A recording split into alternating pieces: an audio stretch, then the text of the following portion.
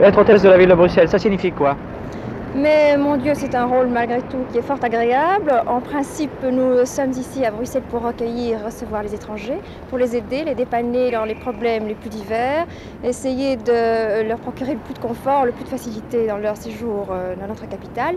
Et parfois, nos questions, enfin, nos réponses vont jusqu'à les aider en dehors de la ville. Nous essayons de leur donner des conseils au point de vue itinéraire, dans la province et dans le pays également.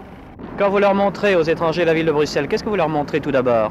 Mais il y a plusieurs aspects de Bruxelles à découvrir. Mon Dieu, vous avez un Bruxelles traditionnel avec les grands best-sellers qu'on pourrait dire. Parmi les grands, il y a Manneken Pis, je suppose. Manneken Pis, c'est certainement un très grand atout bruxellois. Vient ensuite l'hôtel de ville, la Grand Place, de Golden Square, comme disent les Américains. Ensuite, bien sûr, l'Atomium, qui a pris une très grande réputation depuis l'exposition de 58 et qui est connu dans le monde entier. Et il y a un Bruxelles insolite aussi? Oui, bien sûr, mais là, mon Dieu, Bruxelles Insolite s'adresse surtout à des amateurs, des flâneurs, des touristes qui ont déjà le temps et qui apprécient les coins pittoresques, qui aiment vraiment la ville sous des angles beaucoup plus réduits, beaucoup plus cachés, de vieux estaminets, de vieux souvenirs folkloriques.